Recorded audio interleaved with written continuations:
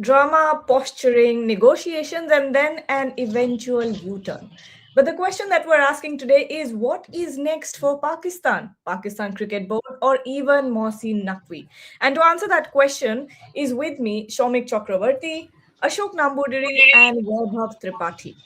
Now, Shomik, I'll start with you. A lot went down yesterday. I think we did about five live shows throughout the day with the kind of updates that were coming in. Late last night, 10 p.m., PCB releases a statement confirming that they will participate in the 15th February game against India. But what next? After this, there has to be something. It can't stop like this. It can't be an anticlimax. From here on, I personally think that it's going to be a demand of handshakes. What are your thoughts? That I don't know about handshakes, Gagi, but as our title is what next, what I have gathered from my sources in Pakistan that very likely Mohsin Naqvi is coming for the game.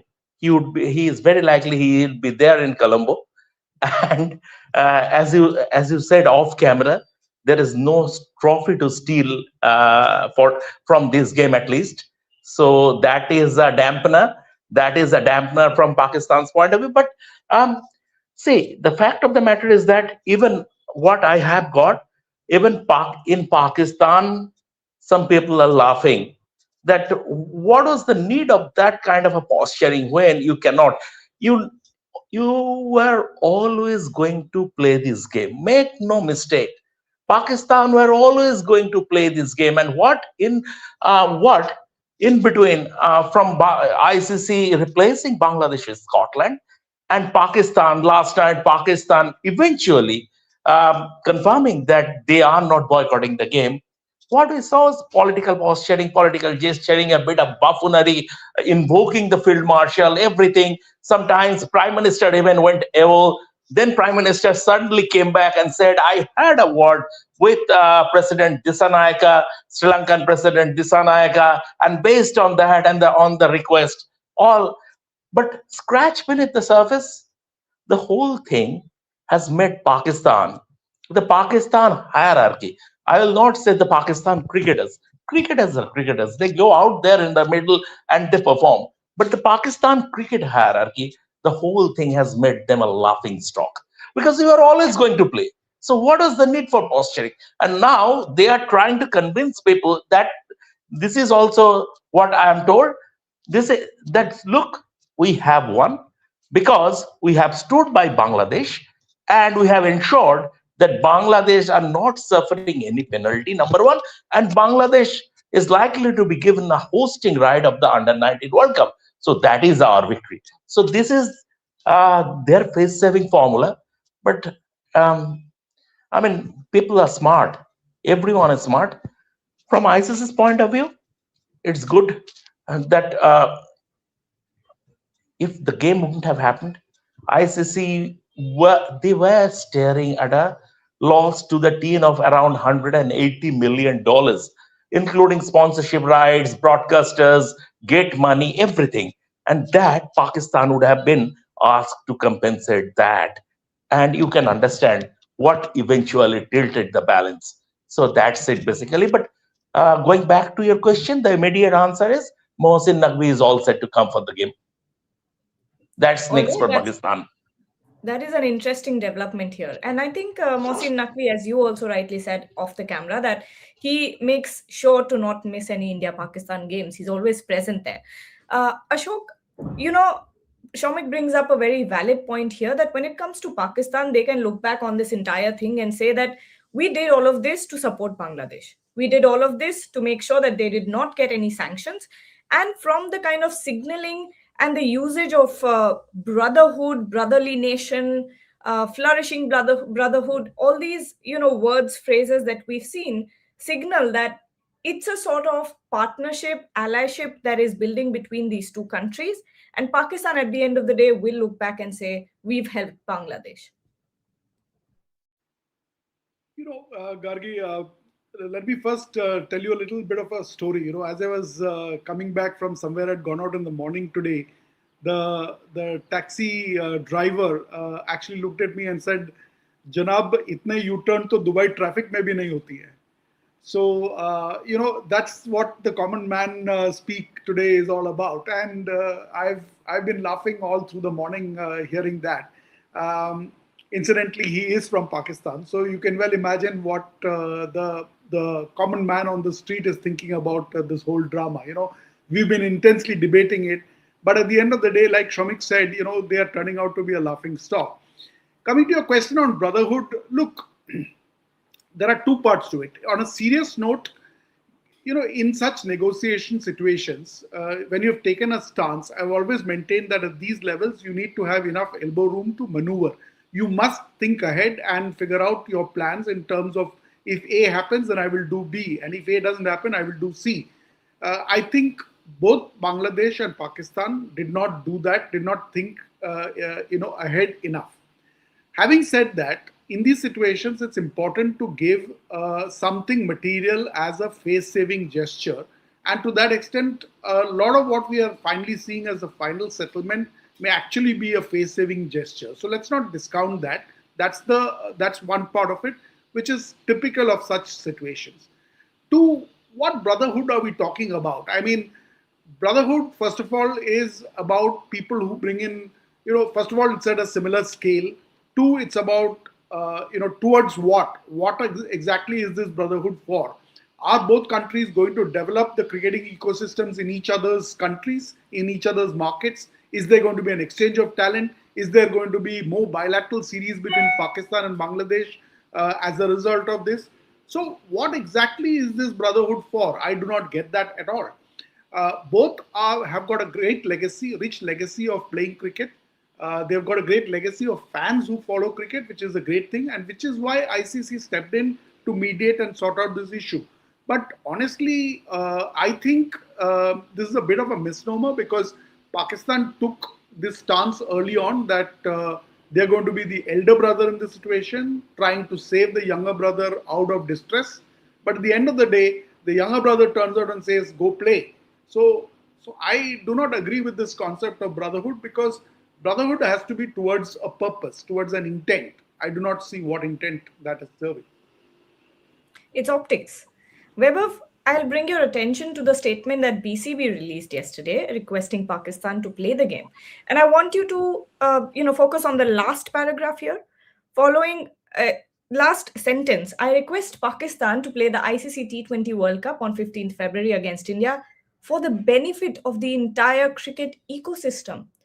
Where was this benefit when they tried to pull out of the T20 World Cup? What happened then? What happened to the cricket ecosystem then, knowing full well that there was no security threat in India? Obviously, it was the government's prerogative, government instructions that they could not travel, but it seems a little bit ironic for my case. Weber, what are your thoughts? I think they got time to think, BCB, because ultimately when the decision was taken, it was taken by the government, not the BCB. Because BCB, I don't think at that time also I said in one of the live shows that BCB would have, considered all the factors that they would have played in India after all the drama they created. But because it was down to the government, the ball was in government's court.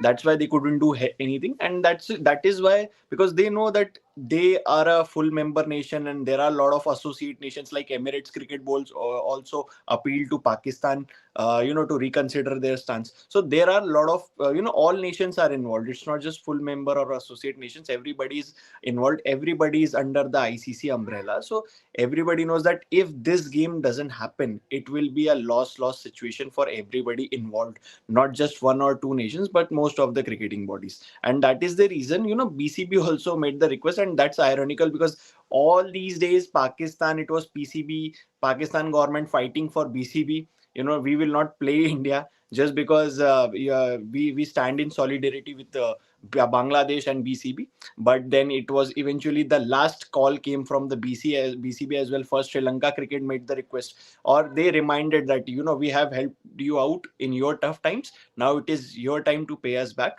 and then Emirates Cricket Board followed, and then the last nail in the coffin was hit by the BCB only, that you have to play, you will play. And that is what the government of Pakistan, they mentioned in their release last night, that we considered BCB, means BCB's request as well. But it was not always a request, it's always, we know that pressure was created from all quarters around the world.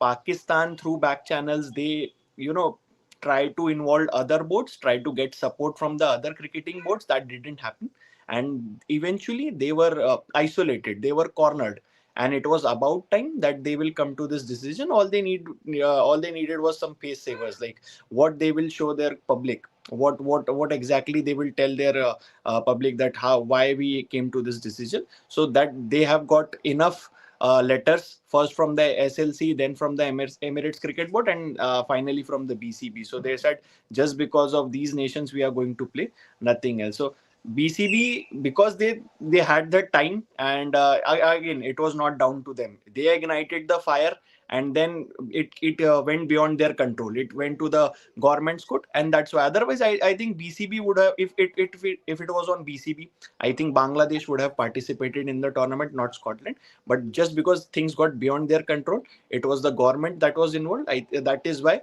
this stance was taken. Goldmonk here is saying people are confusing geopolitics with sports. The posturing and all these theatricals are done as muscle flexing towards India as a nation and not BCCI or Indian cricket. That was clear to us from the very beginning. We've been saying this all along. No doubt about it. Okay.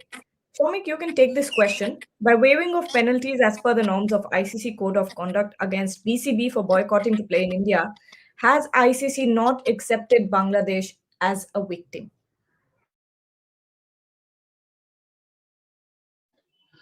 No, it's not. It's not. If ICC would have accepted Bangladesh as a victim, they would have agreed to their request and they would have moved their matches out of India. They wouldn't have replaced Bangladesh with Scotland. This is basically about inclusivity and going through a democratic process. As also, see, in this entire Bangladesh and Pakistan episode, if there is a man of the series, that is Mr. Jaisha. He handled it with quiet authority. Brilliant, brilliant. Hate is gonna hate. But at the end of the day, if you if you go back to the very beginning, the day Bangladesh Cricket Board fired a letter, fired an email to the ICC saying, "Please move our matches out of India." From there, he gave all parties, the ICC under him, all the parties a patient hearing, and then, I mean, the democratic process was followed. 14 to Bangladesh's ouster was a democratic process. It was not arbitrary because it was via 14 to voting at the ICC board. After that, when Bangladesh tried to put pressure on the ICC, when even in the last meeting in Lahore on Sunday, when Pakistan and Bangladesh listed out their demands, Bangladesh said, we need participation fee. We should be given participation fee. The message from the ICC, demand rejected. Pakistan said, um, continue with this hybrid model for 4 more years. Demand rejected. It is until up to 2027 after the board will decide. Give me more money, give us more money from India Pakistan game. Demand rejected. It will be decided by the finance committee, followed by the ICC board on the spot. There is a system, and we have to follow the system. And even after that, Pakistan said, in ICC didn't want Bangladesh to be left out. And that is why the only thing, and that is also part of the inclusivity, that yes, we'll seriously consider you giving the hosting rights of an ICC event, which is the Under 19 World Cup, and we are waiving off your penalty. We are not taking any pecuniary. We are not imposing any pecuniary penalty on you. So that is how you do it. That is how you run the show. That is called true leadership, inclusivity, democratic process, at the same time quiet authority. So as far as I'm concerned, and I did a video this morning, and our viewers can watch it on our Red Sports platform, that in this entire Bangladesh Pakistan episode, Mr. Jay Shah he's the man of the series. All right, let's take some more comments here and interact with everyone who's watching us.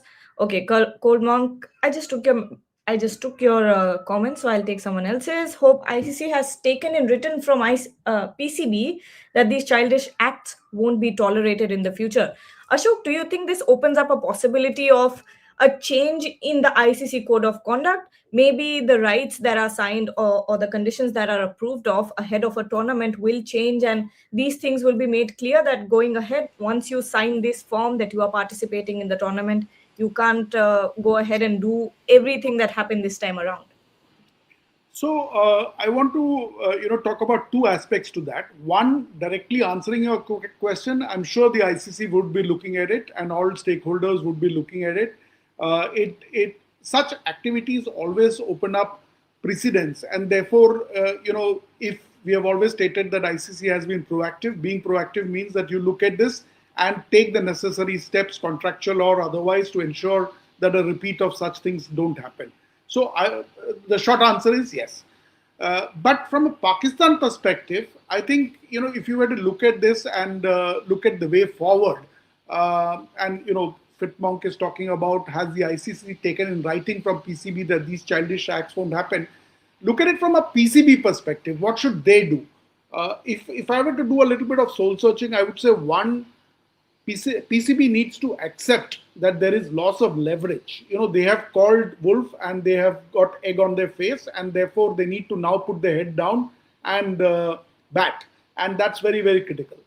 Two, I think they will need to professionalize their engagement with ICC, make it more formal, make it no nonsense. This kind of blustering, this kind of grandstanding, this kind of political maneuvering needs to stop. And perhaps it's time now for separating cricket from domestic politics. I think that's the larger question that they need to think about. And finally, it's time to let your bat do the talking. So go out there and play your cricket. I think that's the most important thing to do. As far as ICC goes, I'm sure they don't need to take it in writing, but I'm sure that they will deliberate on this and they will figure out what the next steps should be. Absolutely. Okay, Web of Tarage is saying, honestly, from day one, we all knew that they will take the U-turn. Thankfully, now the focus is going to be in the World Cup as associate nations are raising the bar. Absolutely, Weber. When you look at the entire, the past 4 or 5 days that we've seen and the kind of action that we've seen from associate nations, them pushing the stronger teams to the very end of the match is something that you want to see in a World Cup. What are your thoughts about the incredible performances that we've seen from Netherlands, from USA, and even Nepal? It is for me. Okay, yeah. So, see, it is about exposure, is what I believe. Associate nations, more they are exposed to playing against big teams. I have always been an advocate of, associate teams getting more bilateral series with the big nations. For example, just last year, Nepal played their first bilateral series against a full member nation, West Indies, and what happened?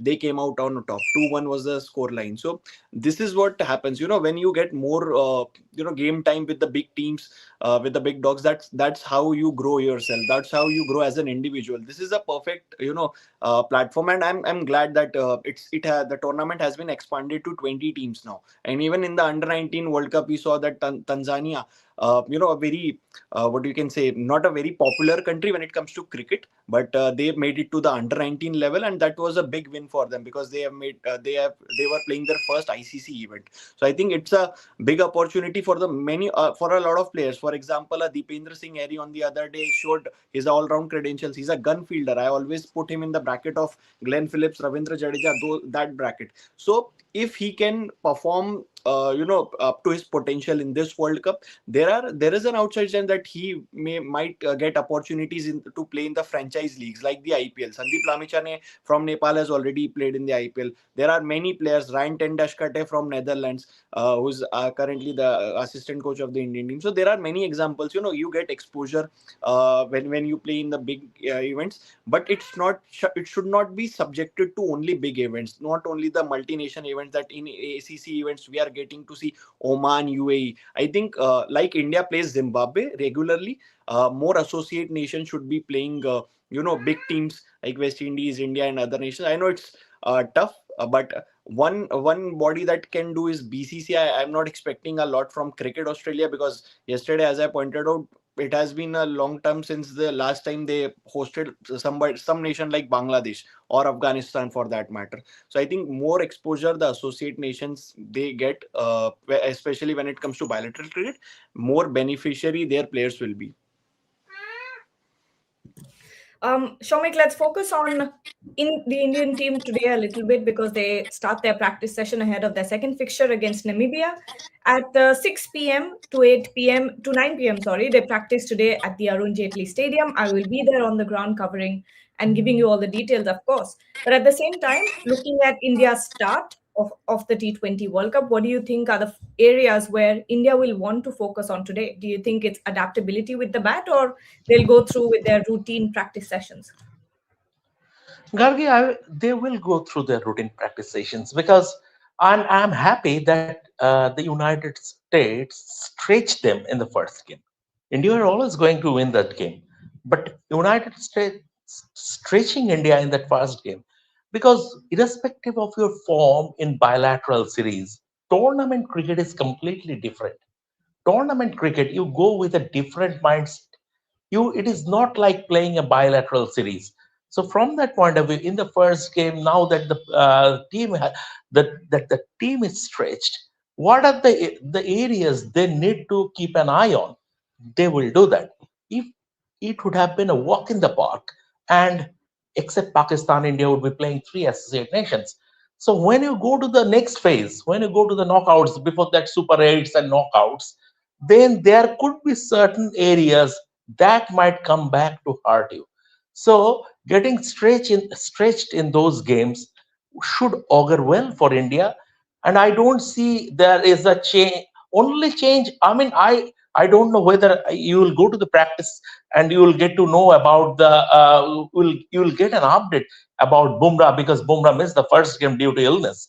Whether he is fit to play the second game, but in his absence, Mohammad Siraj bowled very well, and it was a very smart call to bring on Mohammad Siraj as Harshit Rana's replacement, because Surya and the selectors were absolutely right at number 9. You don't need someone who can bowl, who can bat as well. Siraj's experience and under pressure during the first of the tournament, it might not be required, but as you move towards the business side of the tournament, you cannot buy experience at a supermarket, and that was a very good call. That was a very good call. And Gargi, just allow me to digress, because I have a heartfelt plea to Mr. Mohsin Naqvi, just to continue with Pakistan. That Mr. Mohsin Naqvi, and this is a genuine. I'm not trying to mock him, and I'm not trying to be sarcastic. Mr. Naqvi, we can understand Bangladesh behaving like a petulant child, because Bangladesh doesn't have a cricketing history to speak of. But Pakistan are a massive cricket nations. They have produced legends since the days of Fazal Mahmood, Hanif Muhammad, down to Majid Khan, Zahir Abbas, Imran Khan, Javed Mian, you name it, Wasim Akram. I mean, they are giants, legends of the game. So, I mean, please don't lower the dignity and Pakistan. And I personally knew them or personally know them. One is Mia Shahriar Khan, who became the PCB chief. Mr. Ehsan Mani, who became the ICC chief and PCB chief. I have a very good rapport. I did an interview with him. Boria also did an interview with him, and they were men of position, and they are brilliant administrators. Now, Mr. Mohsin Naqvi, you are also a man of position. You are the interior minister of the country. So please give now everything, forget everything, whatever has happened. Let it be. I mean, let it. Let that put on the back burner, and please give cricket a chance. Agreed.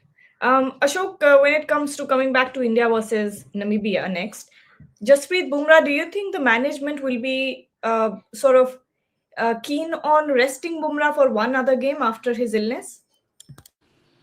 I come from a school of thought that you should get your top order, your top 11 basically up and running now that you're in the middle of the tournament. I think it's important to get them in action, get them in form, and give them that exposure.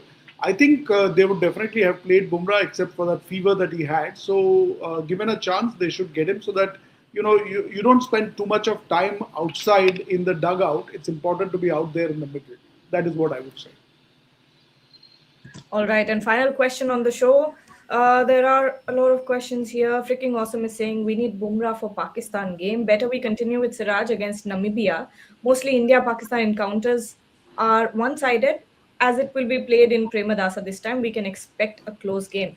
Weber, what are your thoughts when it comes to Jasprit Bumrah? Do you rest him for another game, give him enough time to completely recover from his illness? Or what do you think? And what happens when Bumrah comes back? Will you sit out Mohammad Siraj? See, Gargi, the actual competition for India, the actual tournament will start after the group stage. I don't think, group stage is a barrier for them. They have to play a Namibia, Pakistan also, we know it has been a one-sided rivalry, as Surya has already mentioned during a press conference in the Asia Cup. So, uh, you won't risk your players, the injury prone players I'm talking about. Even at times you will think of not bowling a player like Hardik Pandya, not giving him 4 overs because he bats as well. So he's an all-rounder, and we know we lost 2023 World Cup and Hardik Pandya was not there. One of the big reasons, because Surya couldn't play to his potential in the final or in the remaining games after Hardik Pandya was gone. So when it comes to Jasprit Bumrah, I think he's always been a player who's been wrapped in a cotton wool, and workload management has been a big part of his career and in any fast bowler's career. But because he has gone through two surgeries, so I think Indian team should be managing. But again, it's about bowling 4 overs. That too, you have a break, means you don't bowl 4 hours on the trot. Rarely you do. On rare days you do. So I don't think Indian team will risk him against Namibia. It is not required. Even against Pakistan, I don't think you you necessarily have to play a Jasprit Bumrah, because one, we saw Netherlands forcing them to the brink. Even last year, Jasprit Bumrah was not there. Since still we won that game in Dubai quite convincingly. Although it was an ODI game, but we won that quite comprehensively. So you don't need a Jasprit Bumrah necessarily to beat Pakistan or Namibia. So even if you don't play Jasprit Bumrah for the remainder of the group matches, that's also fine, because we have enough depth in our fast bowling department. Mohammad Siraj playing his first game after what 400 500 days, and then taking 3 wickets, emerging as the best performer with the ball. So that shows the depth of and quality of Indian cricket. And in case if Bumrah comes back, if they decide to play the game against Namibia in Delhi, so I think then obviously it has to be Mohammad Siraj making way, because see, Arshdeep, I've always said that for me he's your best pacer in this format. I know Jasprit Bumrah is your diamond, your gun bowler, but the impact that Arshdeep has created, because he has that wicket taking ability, the knack of taking wickets with the new ball, with the in the death overs. There is a good reason why he holds the top spot in the wicket taking charts when it comes to when it comes to this format. So I think Arshdeep should play all the games for me, and if Bumrah is coming back, then it has to be Siraj making way out. Yes, Shomik, before we close the show.